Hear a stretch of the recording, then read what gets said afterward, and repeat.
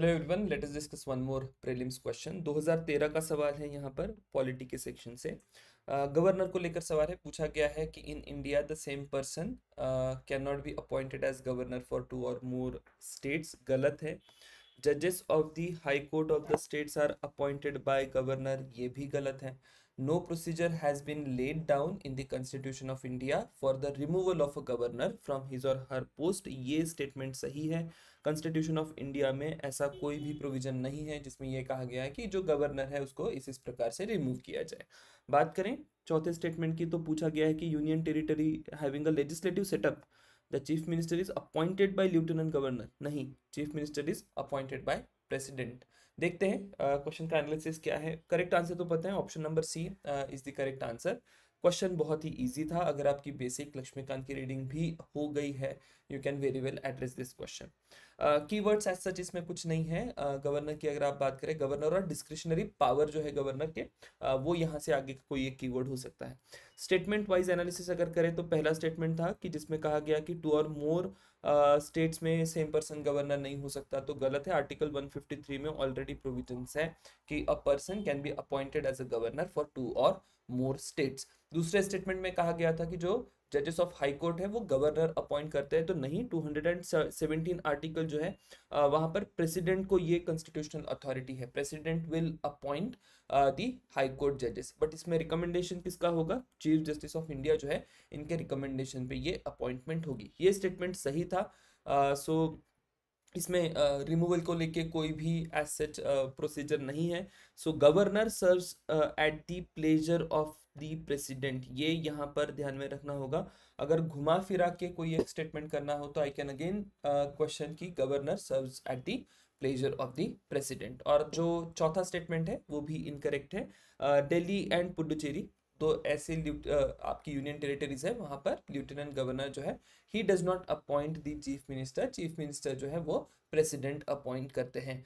जो एलजी होते हैं, एलजी के पास सिर्फ कुछ नॉमिनल पावर्स इस केस में होंगे। ये भी एक पोटेंशियल क्वेश्चन हो सकता है आगे चल के। ये जो इशू है, this has been a very controversial issue LG के पावर का, दिल्ली को लेके तो आप पढ़ते ही होंगे। तो हो सकता है कि आगे हम लोग एलजी को लेके भी कोई एक ऐसा सवाल देखें। बात करें इन डेप्थ एक्सप्लेनेशंस की, तो गवर्नर का अपॉइंटमेंट कैसे होता है, holds eight the pleasure of president, so on and so fourth, ये हम लोग बाय एंड लार्ज जानते हैं। आर्टिकल जो है यहाँ पर इन्वॉल्व, उनको देख लीजिएगा।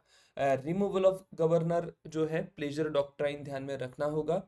बट यहाँ पर सुप्रीम कोर्ट का एक जजमेंट है कि ये जो रिमूवल है, रिमूवल आर्बिट्ररी नहीं होना चाहिए और ऑफिस का इंडिपेंडेंस मेंटेन करना चाहिए।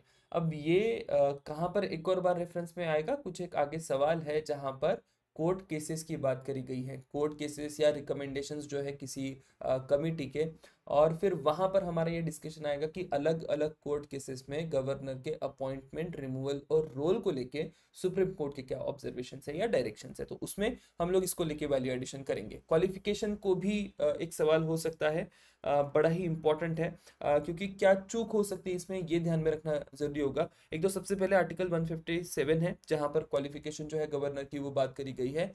एज जो है वो बहुत ही इंपॉर्टेंट फैक्टर है, यहाँ पर सवाल हो सकता है। So the person who is going to be appointed as a governor, उसके 35 ईयर्स ऑफ एज कंप्लीट हो जाने चाहिए। ठीक है। एडिशनल कंसिडरेशन जो कन्वेंशन और प्रैक्टिसेस से आते हैं वो ये है कि वो किसी भी असेंबली या पार्लियामेंट कहीं मेंबर नहीं होना चाहिए, लेजिस्लेचर का किसी भी, that is one important point. उसके पास कोई ऑफिस ऑफ प्रॉफिट नहीं होना चाहिए, दैट इज अगेन अंडरस्टैंडेबल है। कुछ एक नॉन कॉन्स्टिट्यूशनल कन्वेंशन है, सरकारिया कमीशन का जो रिकमेंडेशन है वो यहाँ पर बड़ा ही इंपॉर्टेंट हो जाता है कि सरकारिया कमीशन का रिकमेंडेशन ये कहता है कि जो आपकी गवर्नर की पोजीशन है, it should be filled by an eminent personality. ठीक है, ऐसी कोई पर्सनैलिटी हो जो रियली एमिनेंट हो, जो वो पोजीशन को डिजर्व करती हो।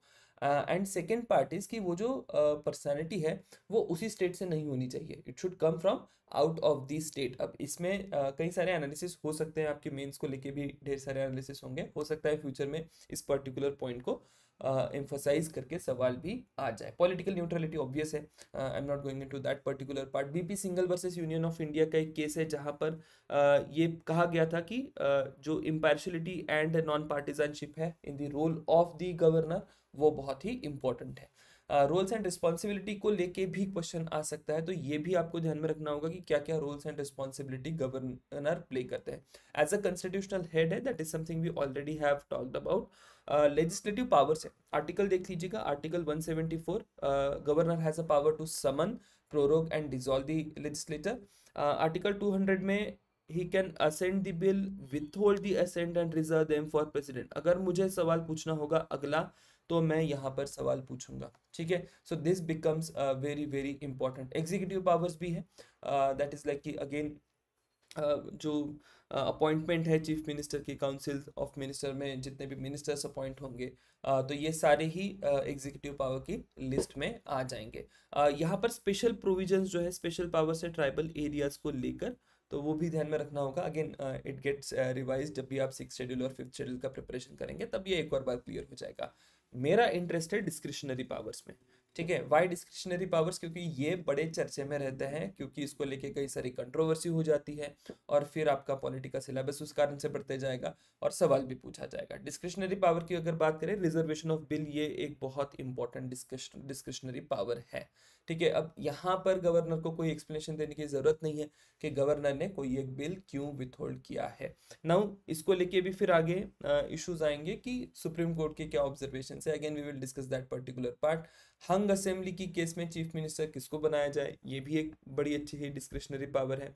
डिसोल्यूशन ऑफ असेंबली, यहाँ पर 174 2B में कुछ एक डिस्क्रिशन जो है गवर्नर के पास है, ठीक है। Refusing to assent the bill, already we have talked about कि ये बिल को लेके पावर है। सबसे इंपॉर्टेंट पावर यहाँ पर है, अभी फिलहाल हाल फिलहाल में तो कोई बहुत ज़्यादा कंट्रोवर्सी आई नहीं है पिछले 5 साल में, लेकिन उसके पहले ये मामला बड़ा ही चर्चे में था।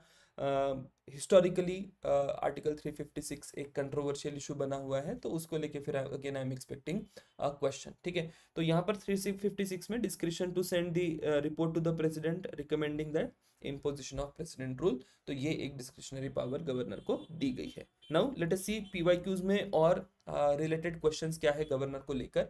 तो यहाँ पर गवर्नर के डिस्क्रिशनरी पावर को लेके एक क्वेश्चन पूछा गया था कि sending a report to the president of India for imposing president rule, appointment of ministers and assent. Already हम लोग बात कर चुके हैं। Then governor should be an eminent person from outside the state, should be a detach figure without intense political links.